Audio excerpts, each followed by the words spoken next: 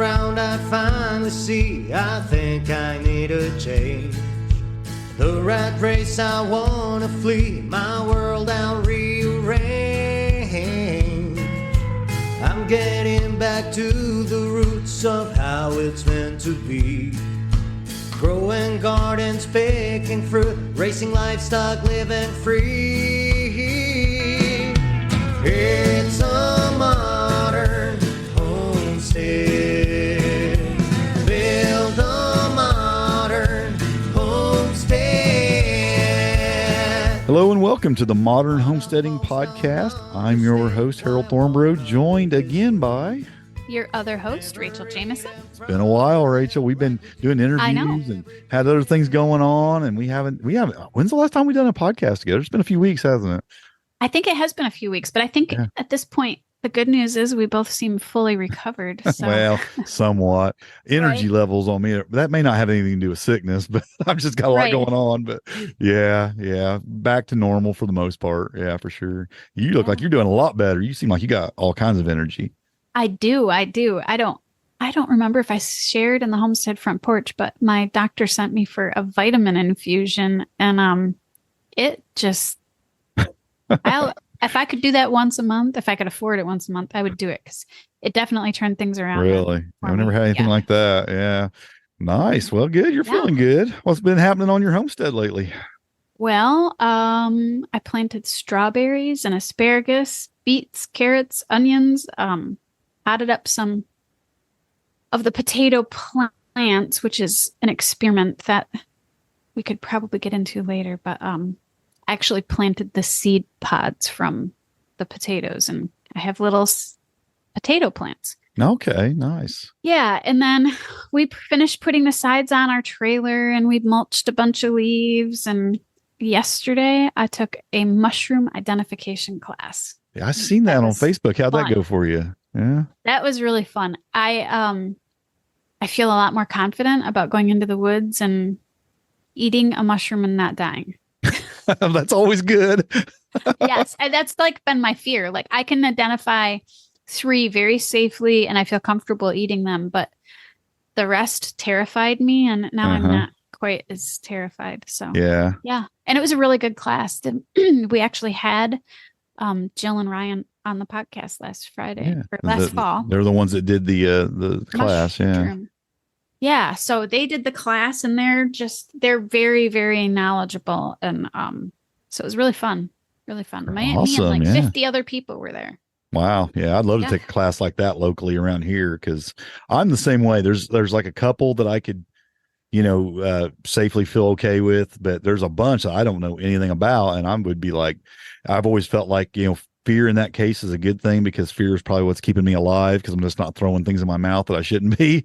But I would like to know more about mushrooms. Mushrooms is something that I would definitely like to be able to. I love mushrooms for one thing, and I know there's just so many health benefits to them, and there's a lot of reasons I'd want to be, trying different varieties of mushrooms.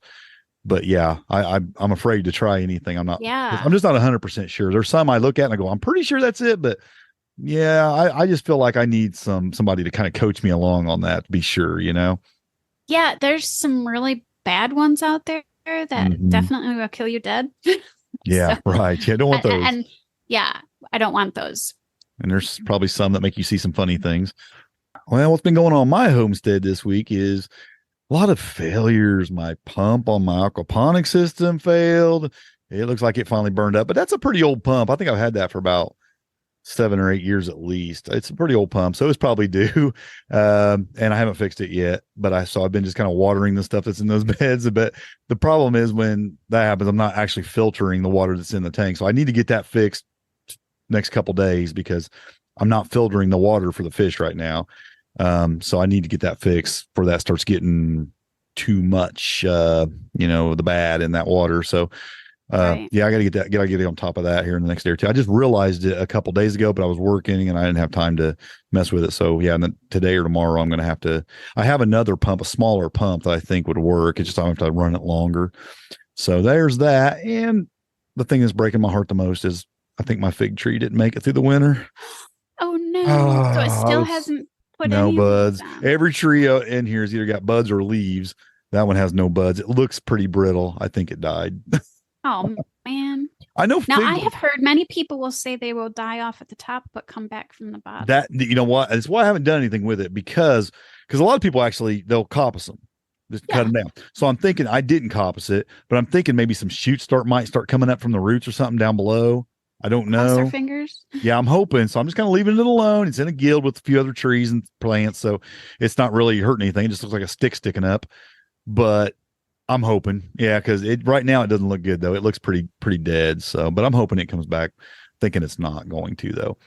And other than that, been planting a lot of things like you, just getting stuff in the ground, getting some seeds. Mostly it's been seeds, the stuff that I'm starting. I haven't put any tomatoes or peppers or anything like that in yet. I'm probably going to wait another week or so for that because it's been getting low 30s, not freezing, but close. And it wouldn't take much to go over the top of that. And I don't really feel like covering things up. So I'm just going to wait, put everything in.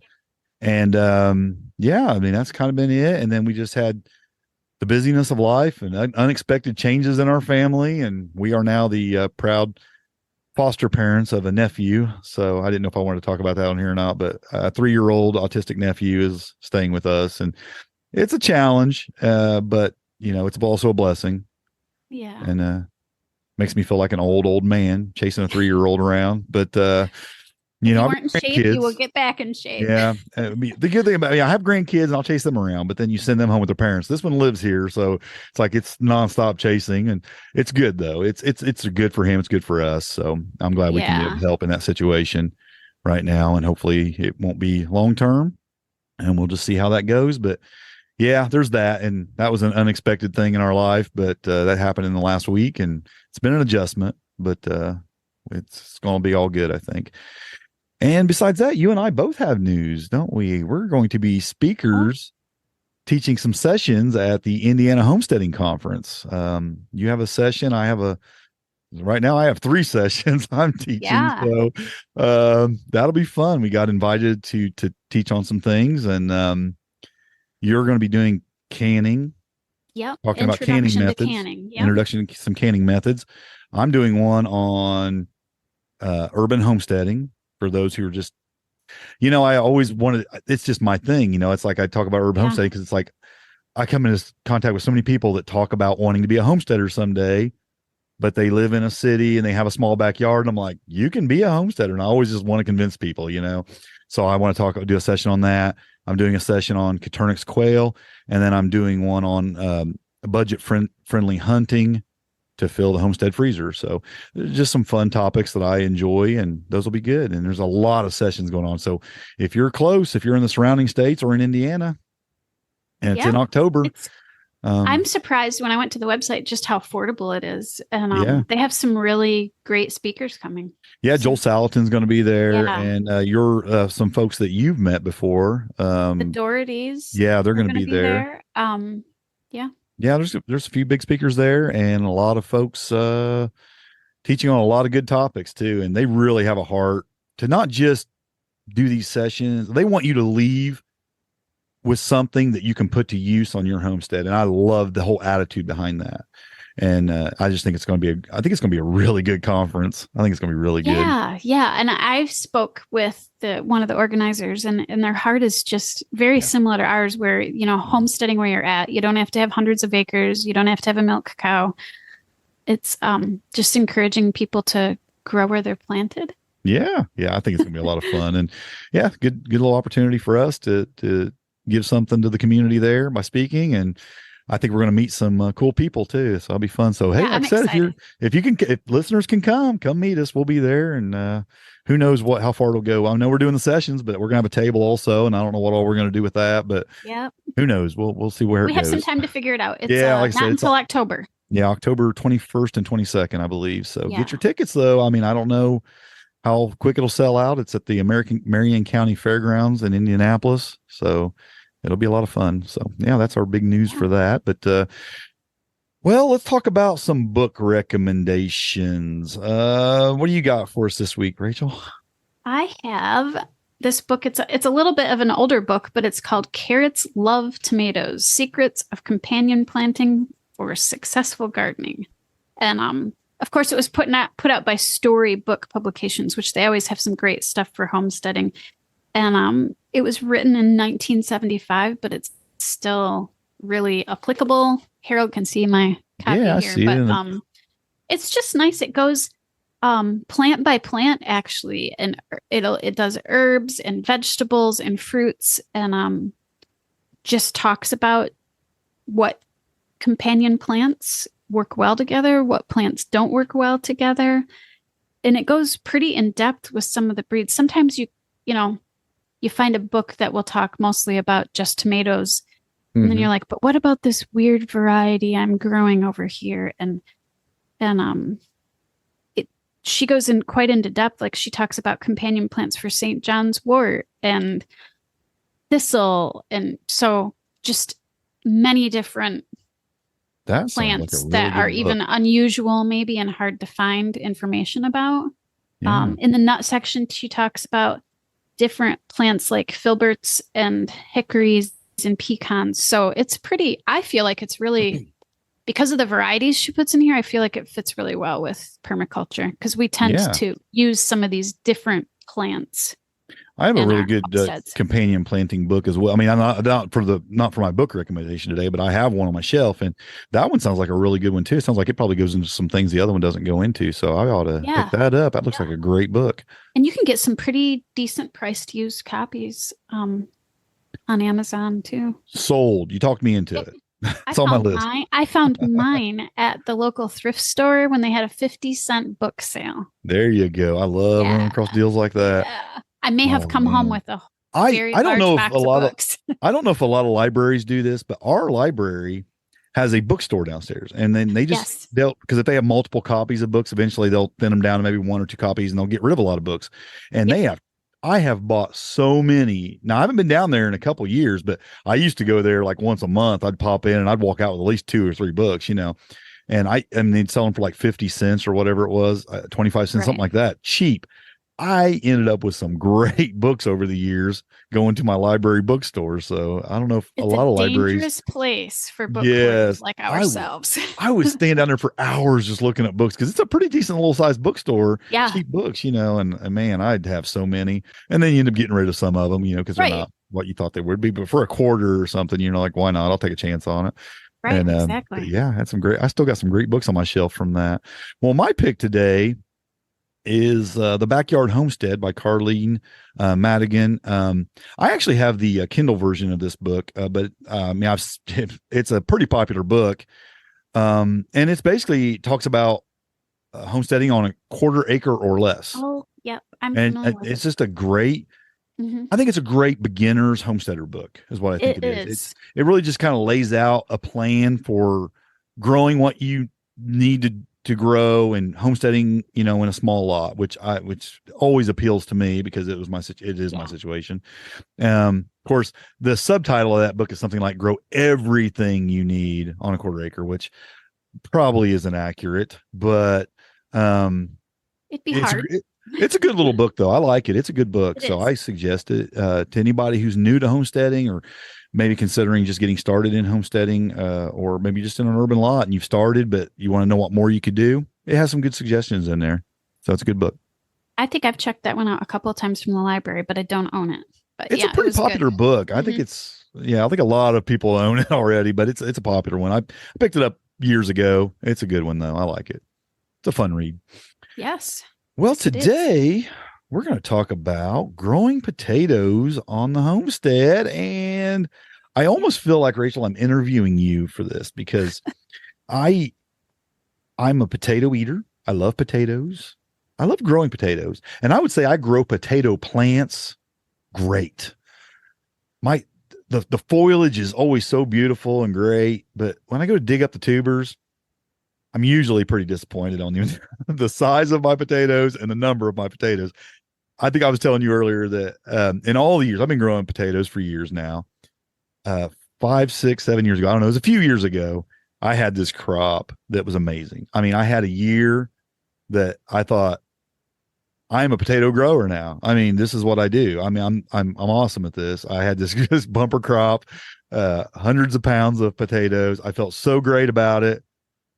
and I've never been able to make that happen again like that. It's never been near as good. I think it was just a perfect weather year, perfect, Probably. rainfall. Maybe I even think this was back before my soil even got as good as it is. And I think one of the issues I have now, which we can talk about later, is that my soil is so nitrogen rich that Ah. it actually ends up producing this really great foliage and not enough root. Well, and you And might be a little bit more neutral pH as and I'm a well. little more neutral pH, which is not usually potatoes, which we can talk about too, is like a little bit acidic. Yep. Yeah, I think in some ways I almost think my soil has advanced beyond where it really needs to be for potatoes. And I Yeah. need to maybe find the worst parts of my Maybe your garden for new potatoes. spot. Yeah, yeah. So we can get into all that later, but yeah, I feel like you do a lot better with potatoes than I do. You're a better potato grower. Well, for now, you learn that as much as you think you know, you don't Yeah. really know. Yeah. You just keep if there's always more to learn. We always Yeah. have an okay crop. I mean, I always feel like it's okay, but I never get as much as I'd like for the number of potatoes I plant. And I've tried a lot of different ways, which we can talk about too later. Yeah, The I've tried different several methods. different ways too. Yeah. And for me, well, and we can talk about it later, but for me, growing in the ground has hands down been the most prolific. Yeah.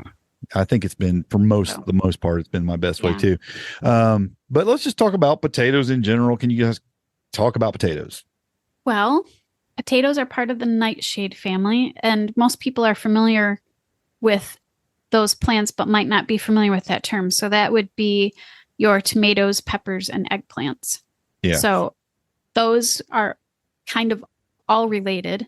The differences between potatoes and those three is those three kind of like a lot more of the summer climate. They like a more heat. Potatoes Mhm. actually do a little bit better when it's a bit cooler, or if Yeah. you are southern, it might be a good winter crop for you. They Yeah. don't love the heat like your tomatoes, peppers, and eggplant do.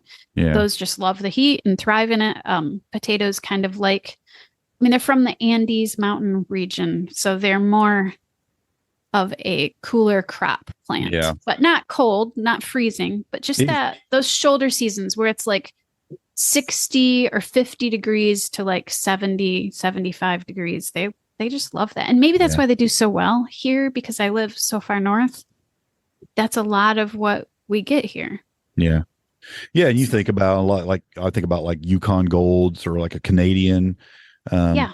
potato. I think about like I mean, you look at like Idaho and you look at their weather and now it's just famous for potatoes, right? I mean, you got your Yeah, russets, and Michigan is too. things like Michigan's that. famous. Yeah. So, Yeah. I mean, yeah, it's just a plant that loves those conditions a lot more.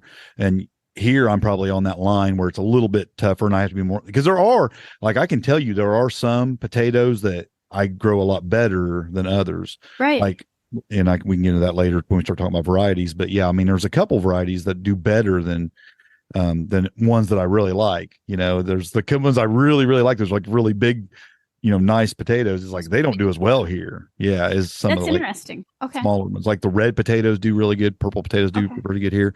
Like those like Yukons and things. I have less luck with those. Okay. Yeah. So which we can talk about, like I said later. That's the breakdown of kind of potatoes in a nutshell. But Yeah. why should They're I grow my own instead of just going down to the store? I mean, potatoes aren't crazy expensive, generally. No. Why should I grow my They own aren't. rather than go buy them? So for me, I prefer if it's a root, especially, I really prefer that it is an organic because Mhm. otherwise they're just sitting in those pesticides. But Yeah. potatoes grow pretty easily and they grow tons of them. But I grow my food for nutrient density, which is why Mhm. I prefer to grow a garden because I could probably go buy from the store, even organic. I could probably still not spend a ton of money and do that and just work instead of working in my garden. But I Yeah. enjoy working in my garden. But for me, I grow potatoes because the nutrient density and the flavor, Mhm. you will never, it's like that homegrown tomato. You can go to the store and get a tomato, or you can have that homegrown tomato. Yeah, And huge difference. Yeah, the difference in taste, it's different for a I potato never too. knew because we didn't start growing potatoes till a few years ago. All these Yeah. years of gardening, I kind of had that same mentality. Well, I can just go to the store and buy potatoes and they're cheap. But man, the flavor is so Yeah. amazing. And then the other thing too is you get your nutrient density when you grow in better soil. But the other thing too is the varieties. Like you go to the store and I don't know, you get 5, 7 different varieties at the store.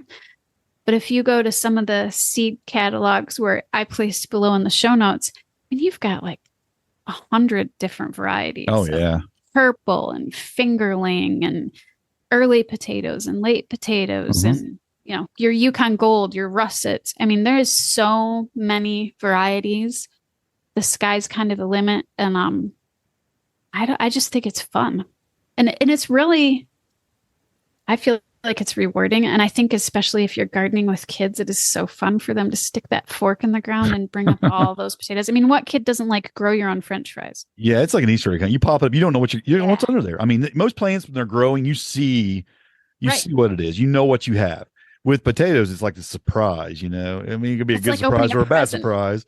So you stick that fork down, you start popping up, and it's like, wow, you see a big old potato pop up, and it's like, well, and then you start just digging everywhere, and here they are. That's exciting. It's a lot of fun, especially when you see it really paying off. It's exciting, to dig those up. I find it fun. It's like a treasure hunt or opening a present after you've waited and babied that plant all spring and summer long, and then suddenly you get to see your reward. And we can get into that later, but you can start harvesting them a little bit sooner if you want smaller ones. But absolutely.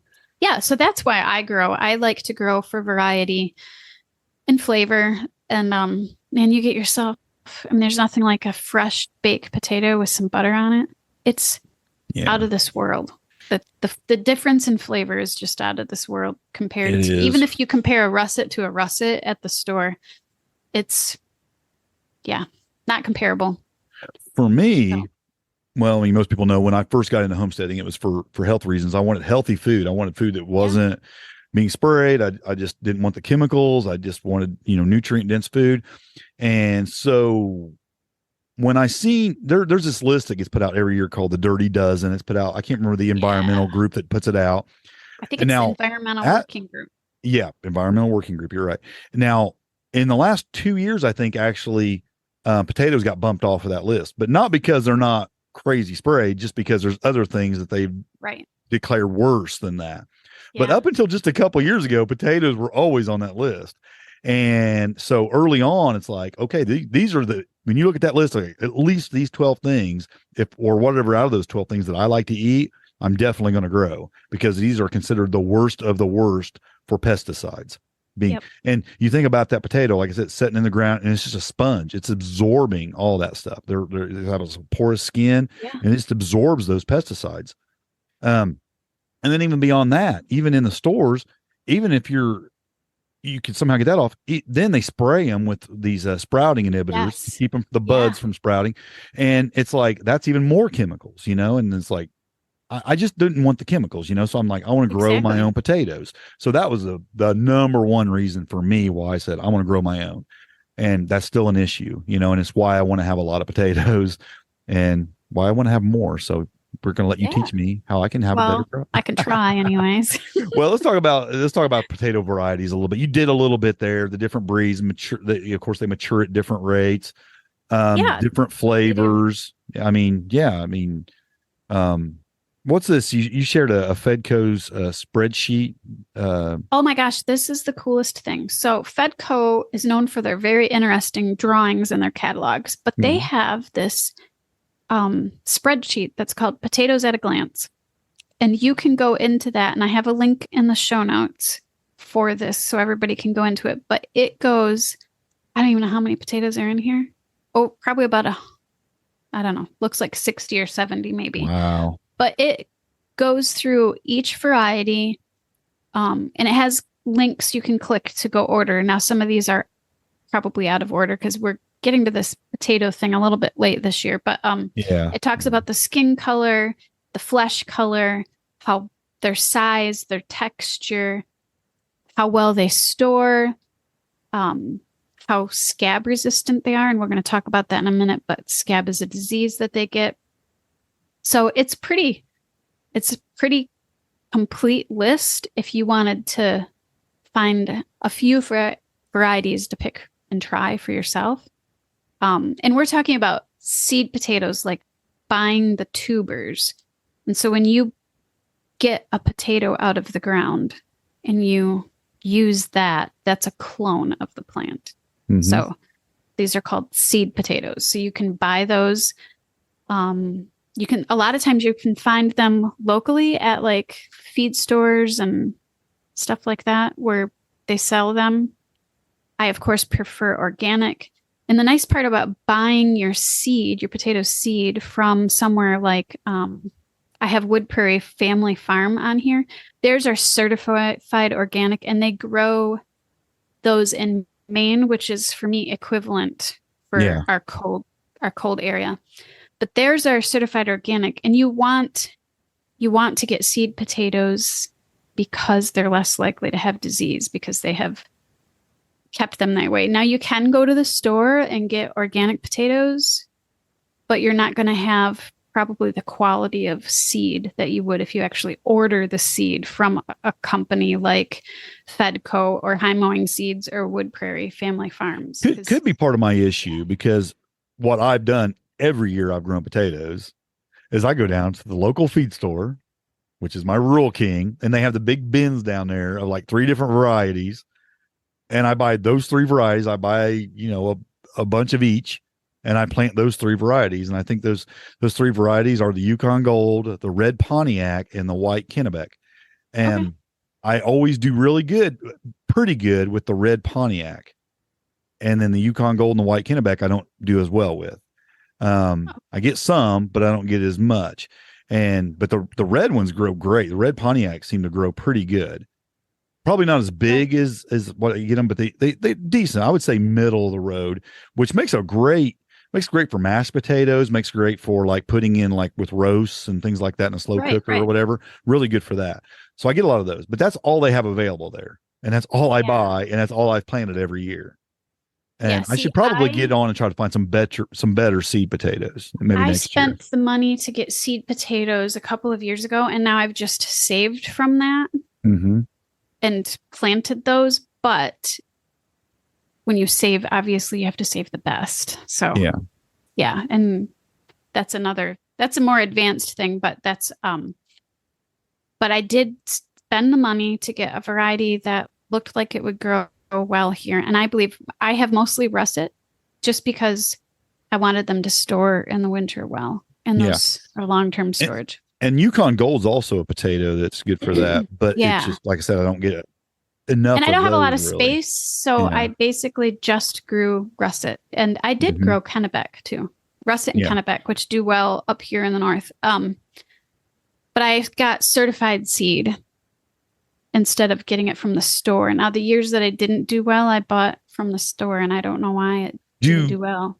Do they when I say from the store, I bought from the grocery store. Oh, when you buy them online from places like Fedco or wherever you get them at, do they send you like whole potatoes, or are they already chitted? Yep. They send me whole potatoes. Okay. That have a couple, usually they're just starting to get a few eyes, and they send them usually in a box inside of a paper bag is how I've always gotten them. I've ordered from Fedco and from Wood Prairie Family Farm. I have not ordered from High Mowing, but I know somebody that actually grows those and really likes them. Okay. So yeah, I guess we have to talk about this next, where you get your whole potato by just cramming the whole potato in the ground. What do you do? If it's small enough, if it's a little one, yeah, like probably about the size of like a chicken egg. Okay. That's kind of about the size. You don't want to go too small. I found in the past when I went too small, the plant didn't do well. But if you get a bigger spud, you can cut it. And I'm avoiding saying the word because it can come across. The word is chitting. It's CHITTING. So you have to chit your potatoes, and you have to be careful when you say that, right? Right. But that's clearly. the term. That is the term. Yeah. So you cut it in half, and then you try to get at least one of the eyes on there. I usually try to get 2. eyes two or on three each of for those. me. Yeah. I try to go 2 or 3. Yeah. And then you will let that potato kind of dry out and air out. And they call it scab over, but it doesn't really form a scab. It just gets so it's dry and because otherwise it's kind of prone to disease if you stick at it in the ground like least that. a day or so it takes for it to kind of dry out on that side. Yeah. Yeah. So, but if you get your potatoes and they don't have any eyes on them, what you can do is I just lay them out on my kitchen table, which gets some sun for a couple of weeks, and they'll start to grow eyes. Yeah. And you don't have to do that. You can put them in the ground without that. It just takes a little bit longer for them to get going. And some potatoes that actually store better, like a russet or like a Yukon Gold, actually have less eyes. So it's actually, you have to basically take a bigger chunk of those a lot of times. I've noticed anyway. It's been my experience. Yeah, they do. That's one of the reasons that makes them such a great storing potato is because they have less eyes. Yeah, so that's how I get them started. Usually when they come in the mail and they're seed potatoes, they already have some eyes started on them. But in case they don't, you can do that. Yeah. Okay, so you got your pile of chitted potatoes, your seeds. So what are you going to do with them? You just plop them in the ground right away? I mean, we're going to wait till they scab, some people call scabbing over, drying out, and then you're going to take them out and plant them. When can you plant them? How do you plant them? Let's jump into that. So I plant 2 to 4 weeks before my last frost date, which for me it's kind of iffy, but it's now? like May 15th to the end of the month, kind of ish. Our grow zone, I don't know about you guys, but our grow zone has kind of shifted over the years. But I still, because it's potatoes and it's not tomatoes, I have actually already planted mine. So I planted mine 2 weeks ago because you can do 2 to 4 weeks before your last frost date. I planted mine a few weeks ago. One of the ideal temperature, if you have a way to measure your ground temperature, it's a little bit more accurate. So 45 degrees. They will not start putting up their sprouts through the ground until it's time anyways. You're going to need rain and some heat for that to happen. I've never had an issue with mine freezing, but I also haven't pushed that boundary too far from that 2 to 4 weeks. There was some people do. There was one year I planted mine really early, and they actually were sprouting. They were up like 6 inches or so, and we got a late frost. Ooh. And I thought for sure everything was dead. And I actually remember sharing it in the front porch Facebook group and took a picture of it. I was like, I think I lost them. What do you guys think? And there was like several people go, they're going to be fine. They're going to be fine. They're going to come back. And sure enough, they were. They got hit, and you could see they looked like they were dying. They kind of shriveled up and were laying down, and they right back to life. I mean, they came right back. Everything was fine. So they're pretty resilient. Yeah, they are. I was kind of surprised by that. I thought for sure they were dead. Yeah. So, and then the other thing I should mention is they don't require tons of sun like their sibling plants, the tomato, pepper, and eggplant, but they do need about 6 hours of daylight, which is pretty easy for most people to get unless you're totally in the woods somewhere. I've always had them in full sun. I didn't know if they would do better with less, maybe. I don't know. Yeah, I think it would depend. If you were somewhere that dries out easy, you would probably want to make sure they got less sun. Okay. Then they do, we talked about this earlier, they do like slightly acidic soil. Yeah. I think there's some varieties that do better in more neutral soil. Definitely the Kennebec and the Yukon both. I was reading their documentation. They both like it. Like what was it? 4.8 to 5.4, I believe is what it said. So I mean, that's pretty acidic. I mean, way more so than acidic. I mean, that's where they do best. So, and that's where it's nice to go into and order these varieties online, because you can pick one that works a little bit better for your soil if you do a little bit of homework. Yeah. This makes a lot of sense to me, though, because a lot of people I used to know growing up, I remember everybody that grew potatoes always put their wood ashes on their potatoes, around their potatoes. And now it makes sense to me, because I didn't realize, that's why they did it, but that's why it really helped. That sulfur would increase the acidity, and better for the potatoes. Yeah, we have a lot of oak here. And so one of the things that I do with because my soil has gotten improved so much. I don't have the acidity like I used to with the oaks being there, but we will add the oak leaf mold, which is Okay. mostly what we have here.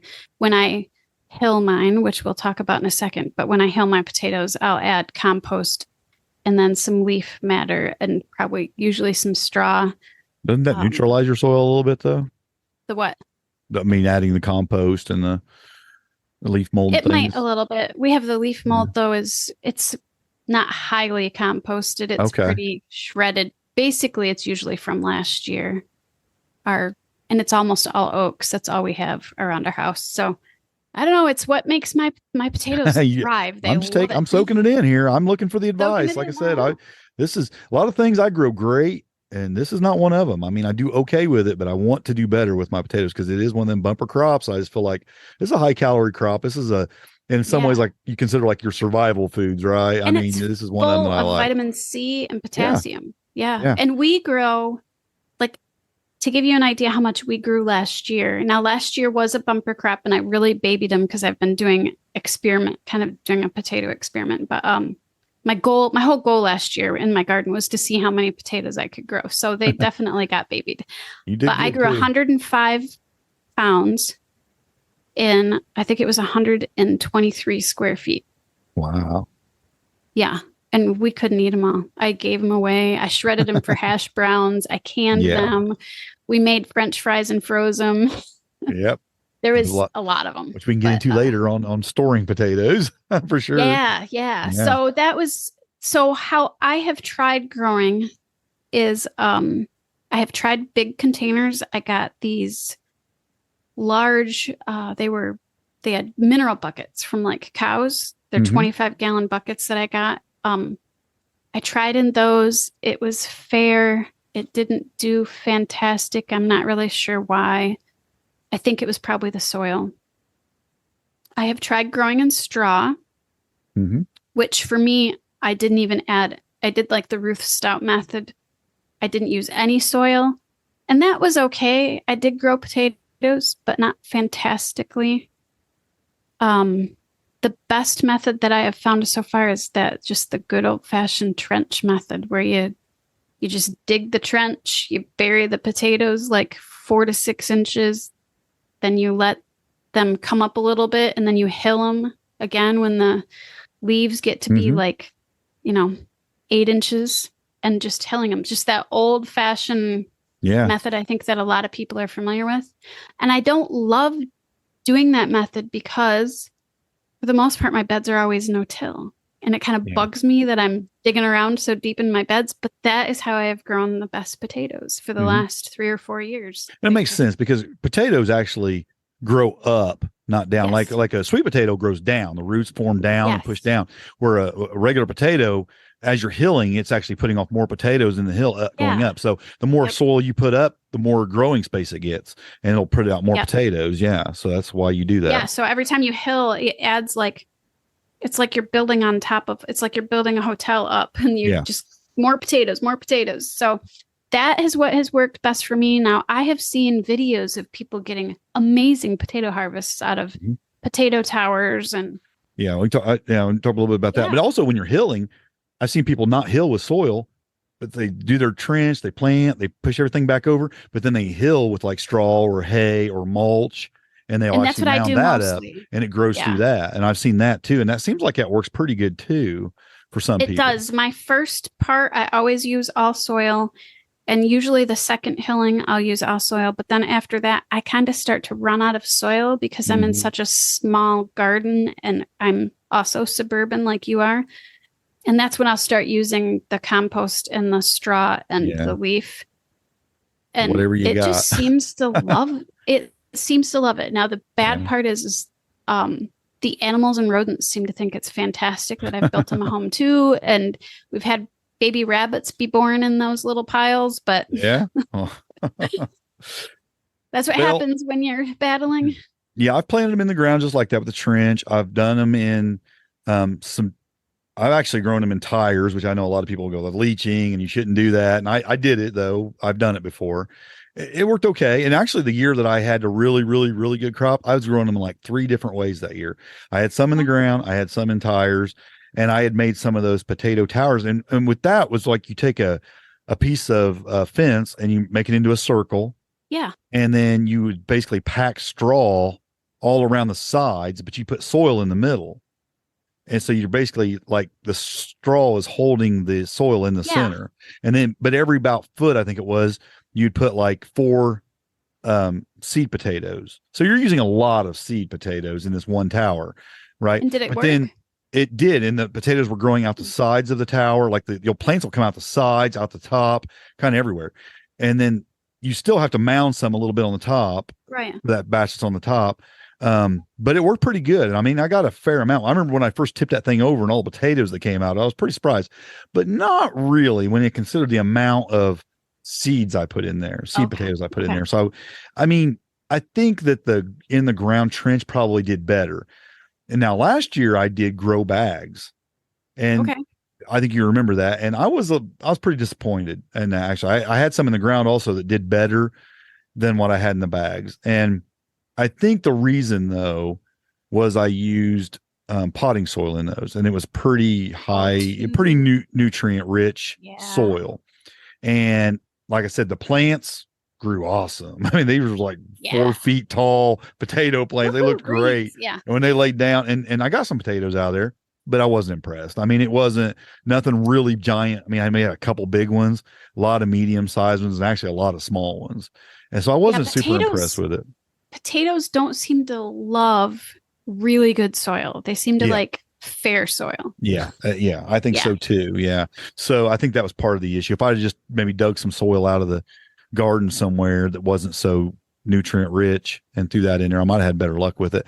I don't know. I mean, it's just, to me, it's like, I thought I had it nailed one year, but I think all the conditions were just right. My soil was just right. Yeah. The weather was just right. Had a really great year. And ever since then, it's just been okay. And I think I see a few ways, maybe getting better seed potatoes, maybe, working with my soil to get the pH right, maybe put some wood ash or something, and some sulfur at least in the soil, do a few little things to try to tweak it to maybe make it better, produce better. So I'm seeing some potential ways I could change. And I can tell you one of the things that I really paid attention to after talking to my mentor who, lives off grid, and he's an amazing grower, and I've talked about him before, but he talked a lot about watering. Mm-hmm. And potatoes need quite a bit of water because they're tubers. Mm-hmm. And he said 1 to 2 inches a week. And I made really sure that my potatoes got 1 to 2 inches of water a week. And he said, especially when they set flower, because once they set flower, that's when the tubers are forming. Really? So I was really conscious about getting those adequate water. And I got really technical with this. I actually used a water or a moisture meter. Okay. He told me to use that because he's like, you might think that you're giving them enough water, but here in Michigan, we have a lot of sand. And even though I've improved my soil a lot, it drains away a lot of it. So I used that moisture meter to make sure that they were staying evenly moist. Yeah. Once they set flowers. That definitely gets more difficult with grow bags because they too tend to dry out a lot faster. Yes. So you have to water a lot more to maintain that. So it'd probably take more than 1 or 2 inches in a grow bag, because especially on that outer edge, they dry out pretty fast. Yeah, I love those grow bags. I have grow bags and I love them, but they dry out so fast. Some things I think do way better in them. A lot of people grow potatoes in them and have really good luck with them. I just think you have to be on top of it and really put a lot of work into them to get them better. It might be a great place for to me it's a great place for sweet potatoes, because when I did grow sweet potatoes one year, I felt like I was mining. They went so deep. It was crazy. Yeah, you just dump the bag out and then you got them all there. Yeah. So, and I broke half of them trying to get them out with a fork. So yeah. Well, I know a lot of people grow them in like 5-gallon buckets. I've seen some I've watched some YouTube videos where people have like 30, 5-gallon buckets with potato plants in them, and they get hundreds of pounds. I've just seen I was watching M.I. Gardner, and he got tons of them out of containers because he's growing also in a similar manner as us inside of a city, suburban urban lots. But Yeah, so the other thing that can happen, speaking of watering, is diseases and pests. So Yeah. potatoes are part of the tomato family, and tomatoes and potatoes are both really susceptible to blights. Yeah. Blight's been an issue I've had with them before. Early Yeah. blight. And they do not like blight. Just breeds with moisture, and it comes from the soil. And that was one of the reasons I also started mulching somewhat with the straw, was so that that soil didn't splash up onto the leaves and stuff. But you're burying the leaves, which is why potatoes are so susceptible. Yeah. So I tried to water from below, and I tried to water in the morning, so it gave the rest of the day to kind of dry the leaves off. And so that was what I did with watering to avoid blight. And I just kept a really good eye on it. There's different treatments different people use. I really haven't battled it too much, so I'm not really up to date on what people use for blights. I think, no, that's a different disease that I use that for, so I'm not going to speak to that. But yeah, there's some different things. I mean, there's some different methods, organic methods. Honestly, I've tried a bunch of them for tomatoes. None of them have worked perfectly. I wouldn't say I've ever been able to get rid of blight, but maybe just slow it down and contain it until harvest. That's pretty much where I've always been with blight. That's basically, And with my tomatoes, my best thing I've done with tomatoes, but I don't do this with potatoes because you kind of can't, is pruning up the leaves to get them away from the ground. Yeah, that and just bottom watering. Bottom watering is definitely your friend with those, especially if you've had blight issues. And then rotating. Is going to be really important with those crops. So if you're growing tomatoes and potatoes, peppers, and eggplants, you're going to want to make sure none of those go to that same family's spot again next year, especially if you're battling any of these diseases. But the other thing that's an issue, which I have battled, is potato beetles. Had a little bit of problem with those, not real bad, but I've had a few. Yeah. Last year I didn't have too many issues. A couple years ago I did. But it's the same thing. I'm not growing acres and acres of them, so I can do this. But every morning I would go out with my soapy water, hand pick them, hand pick them and drown them. Yeah, you can do that. Neem oil, they're a pretty delicate bug. They're not real hard to kill. Neem oil, diluted solution with neem oil will work. I think diatomaceous earth will actually kill them as well. Yeah, I'm pretty sure it does. So you could use that when it's dry outside. But again, some of these things like neem oil and like diatomaceous earth, it's not picky. It'll kill even good stuff. It'll kill your ladybugs. Which is why I chose to do that. So hand picking, if you can do that, it's always better if you've got a small area. And I choose to do usually if I end up going to something like neem or DE, diatomaceous earth, I can't keep up with it by hand picking. I try to do hand picking just because it's the least invasive. Because I think neem oil can even affect bees. Yeah, a lot of them will have.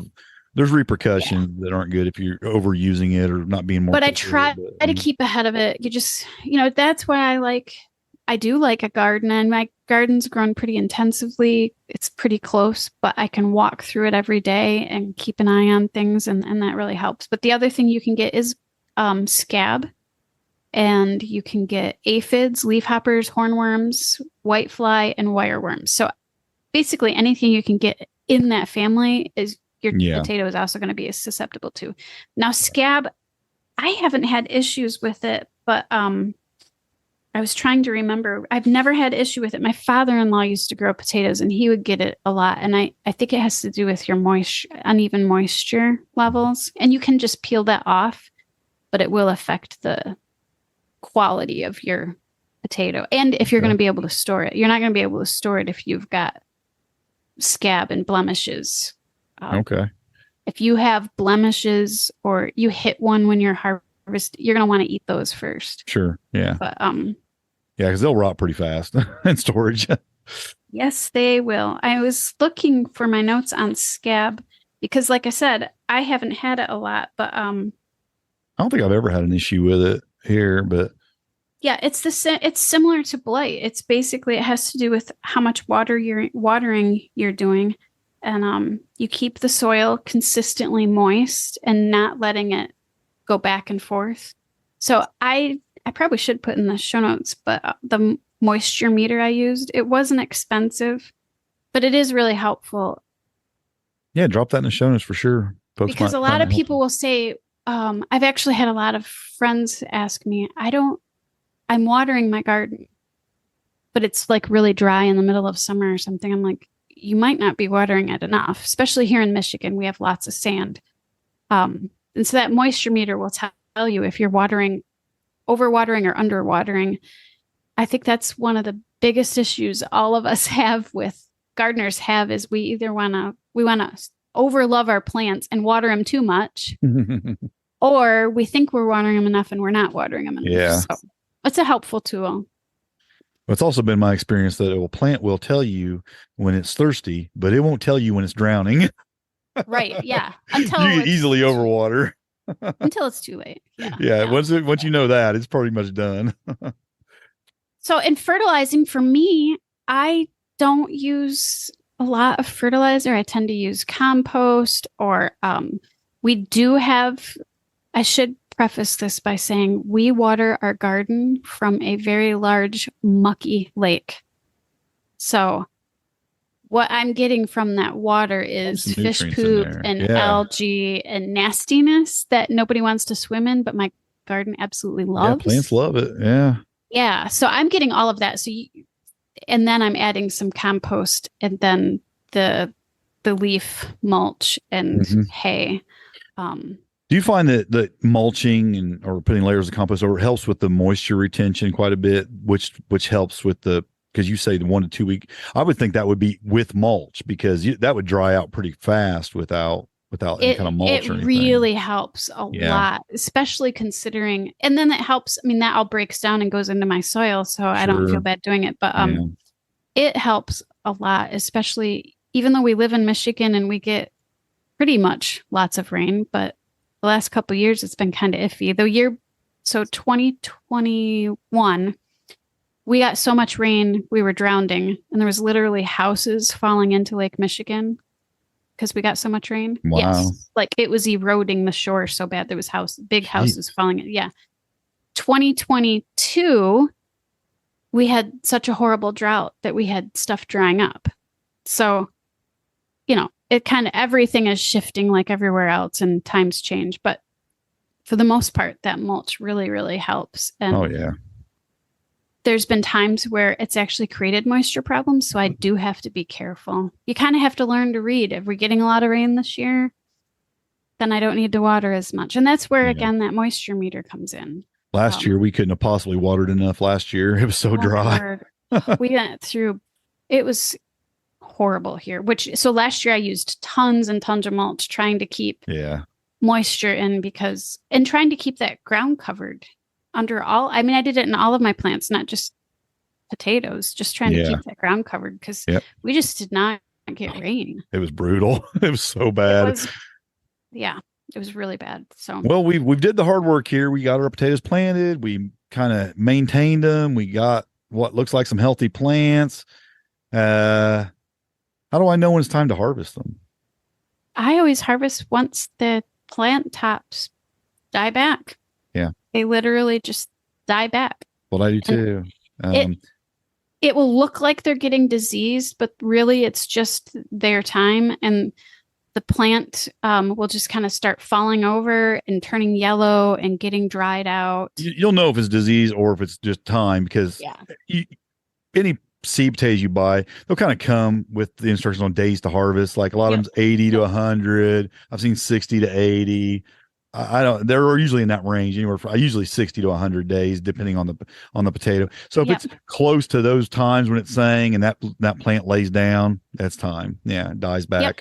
So then, and before that, if you get hungry and you want to try some baby new potatoes, you can kind of reach your hand in there and pull out some of those nice little potatoes and cook them up with your dinner. I mean, you can harvest them before they're big potatoes, unless they're just fingerlings and they're never going to get real big anyways. But you can harvest them before that. You're just not going to get the huge size. And those are amazing. We often do that a few times in the summer. We'll just reach under the plant and it doesn't hurt the plant to reach in there and pull a few potatoes off for dinner. We probably should mention something about green potatoes. Oh, yes. Probably should mention that. Yeah. So one of the reasons you want to hill your potatoes is because you want to keep the little growing spuds out of the sun, because once they get exposed to the sun, they'll turn green, and that green part is actually a toxin that will turn them bitter, and they will taste not great, and it's also not good for you to eat. Yeah, right. So that is why you hill them. Yeah. Yeah. So that is why you hill them. I can't remember what the toxin's called. I can't either, but yeah, I just know don't eat a green potato. So you hill them up and you keep them, and that's why you keep them out of the sun. Yeah. And you do that and they'll be good.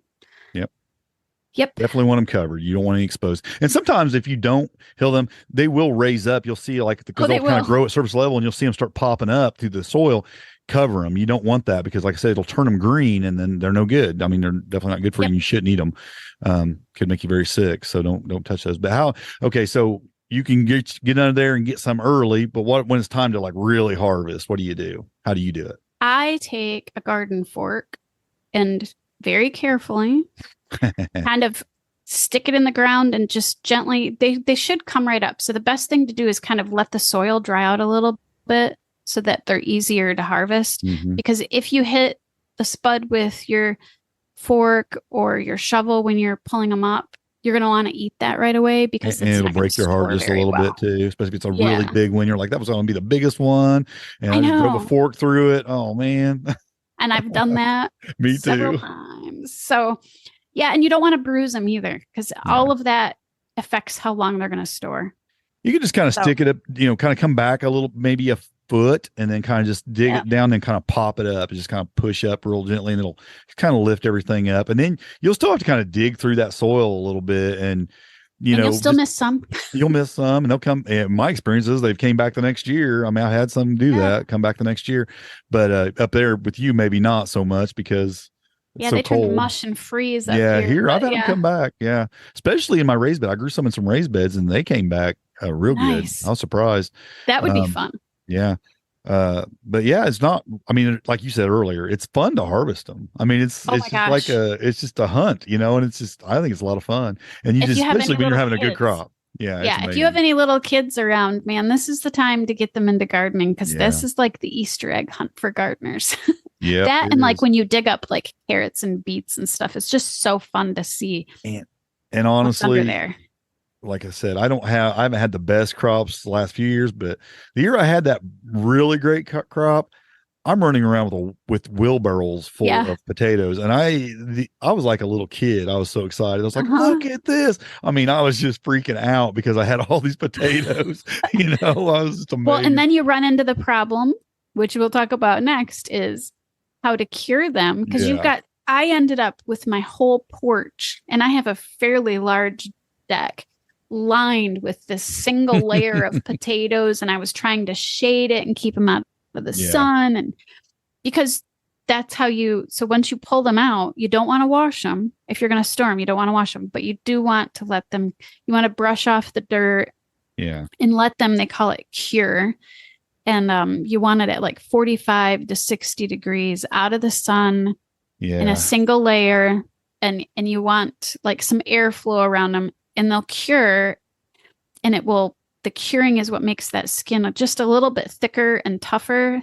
And it will depend on the breed too. So like your fingerlings and stuff, they're probably not going to get a thicker skin on them. But I grew a lot of russets and Kennebec last year, and you could actually visibly feel the difference in the potato from when I harvested it and a couple weeks later. Yeah. And then once they were ready to be stored, I dusted them off even more, and then I had gotten boxes for like raspberries and blueberries from the store, cardboard boxes, and they had lots trays, of holes all around in them. Yeah.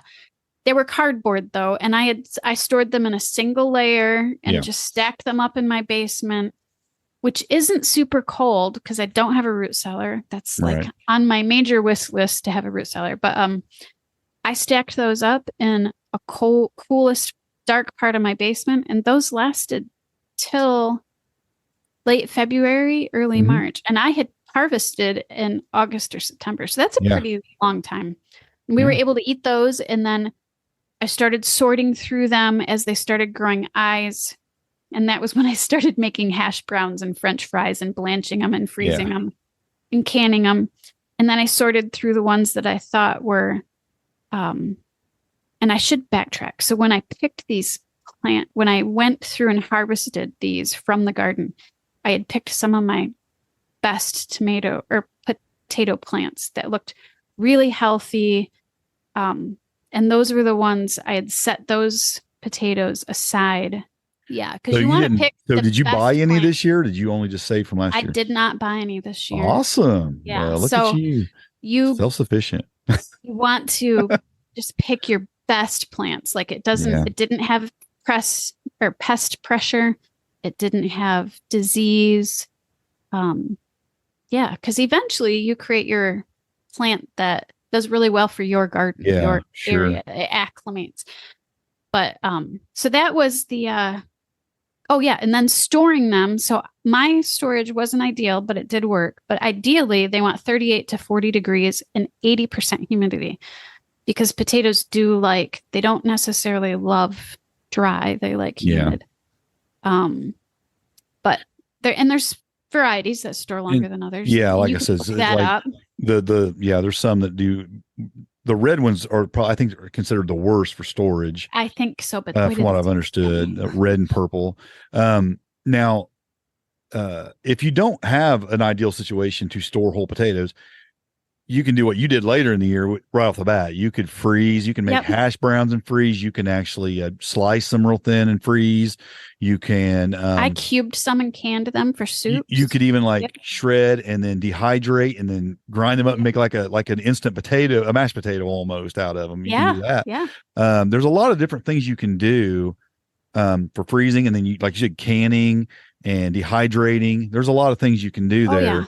To preserve them if you don't have an ideal situation to store whole potatoes. But and you probably should do some of that just as a security anyway, just to make sure you have some left if something would happen. Yeah. And my whole goal was to get them to store long enough to have seed to replant this year. And we will see. This is actually the first year I have done all my own seed. So we'll see how well it goes at the end of, this fall. We'll know how well that experiment went. And so that's how I grow those. Now, I don't know if you want me to get into my experiment with. We can in a minute here. First, I want to also say this about when you're storing your potatoes. You got them all on a single layer in each tray like you had them, or however you're doing it. Don't just put them there and forget about them.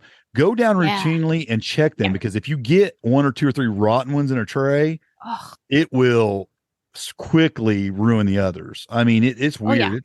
It's like that. It's like that bad apple. Yeah, I was getting ready to say it's kind of like that bad apple thing. It'll spread to the whole thing, and it will do that with potatoes because it's pretty easy to smell when you got some going back. It has a distinct odor. But look at them occasionally. Unstack your stack and look through there and just see what you got. And if there's any bad ones, get them out of there. And those raspberry crates, I mean, you can probably get those at your grocery store. They're cardboard, and I think I got them like 15 high. I had so many potatoes. I got them like 15 high. I think I had like 3 stacks of them. And I would do just that. I'd go down like every couple weeks. And I just unstack them and slowly pick through them and pick. And that's how I decided which ones we were going to eat, was the ones that, this one looks like it's drying up. Yeah. And then when it got to the point where I was like, okay, a lot of these are drying up, I ended up having all right, what am I going to do with all these? Yeah. So, there's just some hints on storing, because it is a big issue. If you get a nice crop, I mean, getting them to last several months, I mean, it is part of the challenge, and it's it can be challenging depending on where you live, especially you live in a hotter climate. Like you're up in Michigan, it's a little bit probably better for you in the basement or whatever. There's some places where a basement's going to be 80 degrees probably, or even if they have one. I mean, or even if you don't have a basement, you might have to just look at alternate ways of doing that, storing them or whatever. And you just got to deal with the situation you have, or if you can get a root cellar, put a root cellar in, man, that'd be awesome. Or a refrigerator, I suppose, or extra. Yeah, you could. Yeah. So, I mean, there's just some different ways there, but just I found that I've lost several boxes of potatoes before because I didn't pay attention.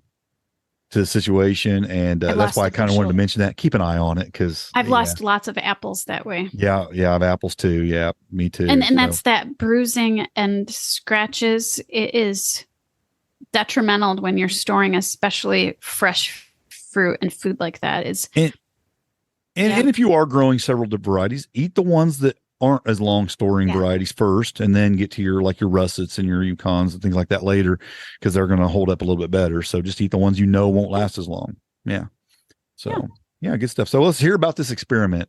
Okay, so the experiment is when you grow potatoes, you're going to once in a while see this little seed ball that grows at the top that looks like a green tomato, a small green tomato. Not all of your potatoes are going to get this. Only once in a while does it happen. Just to stop, I all the time on Facebook, I'll see somebody talking about this. Why is my potato plant growing? Did it cross pollinate? I mean, I've seen that question so many times. Why is it growing tomatoes? It's not a tomato. It's a seed ball, basically. It's a seed ball. Yeah. And it is not edible. It is not edible. It is not edible.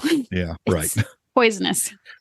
This is where the term it's a nightshade really makes sense, because nightshades are, the green parts are not edible. Right. So what I did with that was I had several of those for my potatoes this year. And I took those seed balls, let them get kind of mushy on the plant. Once they got to the point where I could squeeze them a little bit, I took them off and I let them ferment just like you would a tomato. If you were going to harvest seeds from a tomato, you kind of let it get all nasty and ferment. I let those ferment, and then I took the seeds out and saved those, and I planted those. So the reason I did that was because I wanted really badly to not have to buy potato seed, the actual clones. So the tuber is a clone of the plant. I didn't want to, if I could not get my potato seed, the tuber, to save all winter, I wanted to have a viable option. And this also helps you breed new breeds, because these seeds are not clones. I'm going to grow some really good potatoes, and I'm going to grow some really nasty potatoes. Literally, they'll be bitter and yucky out of these plants. But you can develop your own variety. Do they cross-pollinate? Do you get cross-pollination varieties through the seeds like that? Yeah. Yes. Okay. So with the seed, you're not going to get true to type. If you save from the tuber, you're getting an exact clone of the plant that you grew the year before. So anyways, a lot of people do this to develop new varieties. That's how a lot of these varieties we've come up with. And you have to do it over and over and over to stabilize whatever potato you get. So it's mostly you're going to be doing a lot of sampling to see which ones you like as they grow, and then figure out if they're worthy to clone or take the potatoes from, and then carry on from there on out. Yeah. And then I will try to save the tuber from the ones that we like and see what happens. So it's a total experiment. It is, it has nothing to do with, it has everything to do with me trying to be self-sufficient, but it is probably a large time suck, but I'm enjoying every moment of it. So you're saying in a few years, we'll be buying the Jameson variety potato somewhere where you, okay, cool. I'm looking forward to it.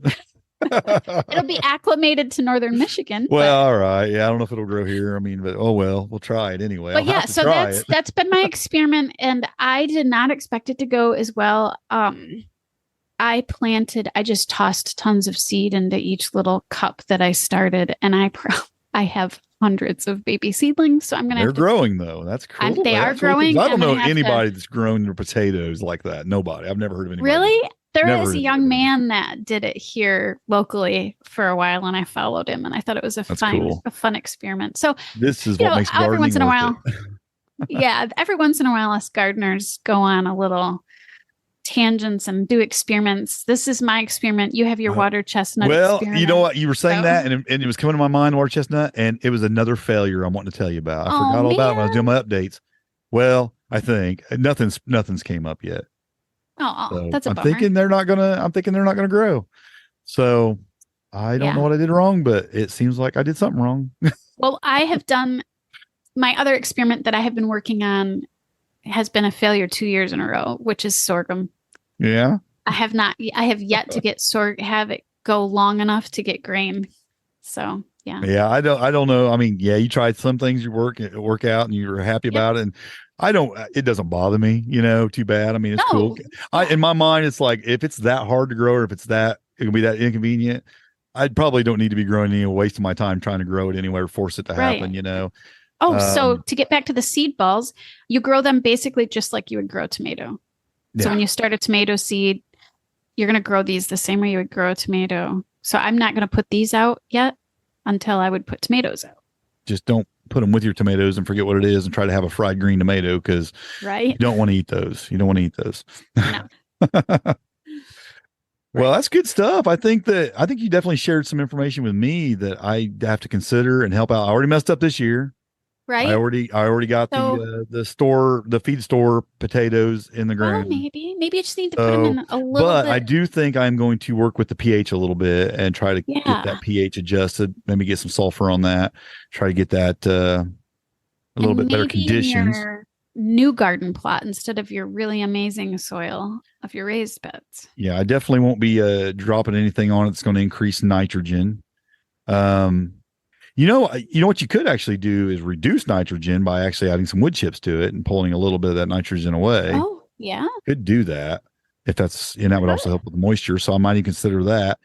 I don't know. I'm just going to do some experimenting as well. I want a good crop of potatoes. I don't know if I'll get it or not this year.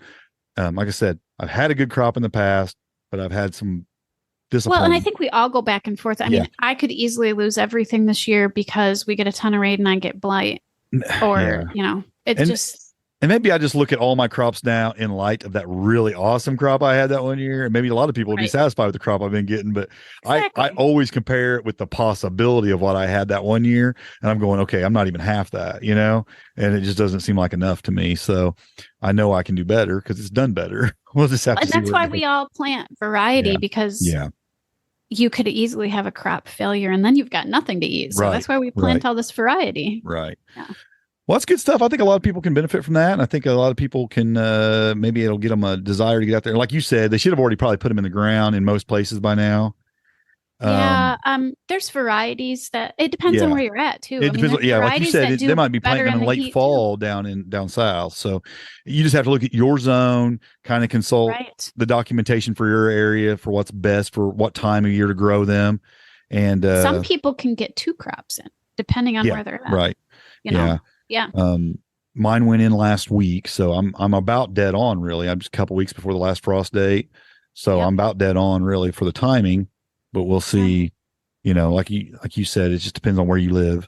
Yeah, and one of the things I use to control potato beetles too is if I think it might be, you can put row cover over those too, Yeah, but but then there you is get moisture issues. here's an So issue, it's and here's what I've heard about potato beetles is that they're in their life cycle. What they actually do is they go down in the ground, and yes, so if you put that netting over while they're Yeah. in the ground, they come up under the netting anyway. So yeah, they can. yeah, so I don't know that. I mean, you have to catch them in the right stage where they're actually laying eggs or whatever. So yeah, there'd have to be a right. I don't know what that is exactly. I haven't done the research on it, but yeah, there'd be a right time to do that and a wrong time to do that. Right, You actually could be just trapping them in there with your potatoes. And But that's why the rotation is. yeah, and you want to do that even for the nutrients anyway, because a lot of Mhm. these are heavy, like a lot of your nightshades are like peppers and tomatoes, especially are heavier feeders. You'll get a little Yeah. nutrient deficiency if you don't rotate those. I usually go back with like a leafy green to a fruiting vegetable back and Yep. forth because those take a lot less nutrients and kind of gives your soil time to replenish the next year. Mhm. Or you can load it up with fertilizers and things, but I like to just kind of do it more natural. Yeah, I tend to grow a lot of tomatoes one year and then take a year off and just do eating tomatoes. So I grow a lot one Mhm. year and I can a ton of it.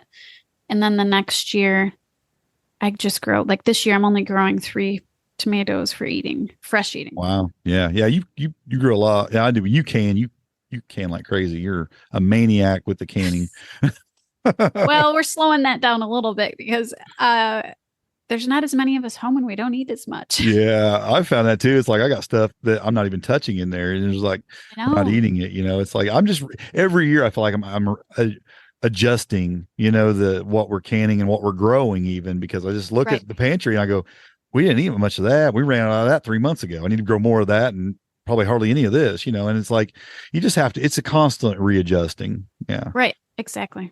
And your tastes change and the people in your house change and things just happen. So you just adjust, you know. Well, look at what happens when you and I get on. We haven't been on together in a while, and we talked potatoes and gardening for quite a while. All right. Well, with that, folks, I guess we'll stop it there. Rachel's telling us we're too long-winded, so we'll jump off here. Until next time, happy homesteading. God bless. And grow where you're planted.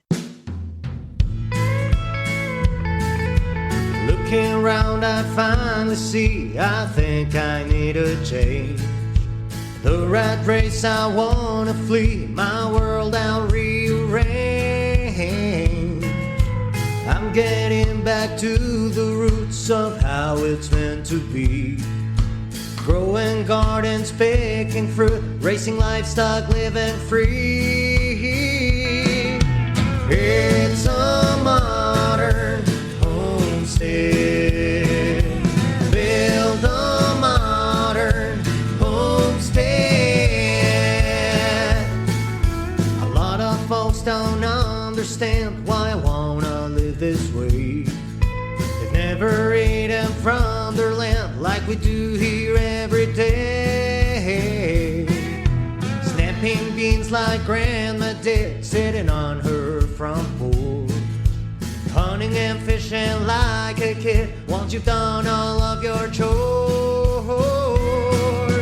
It's a modern homestead. Build a modern homestead. Country or city, there's a way to make this change. You gotta start today.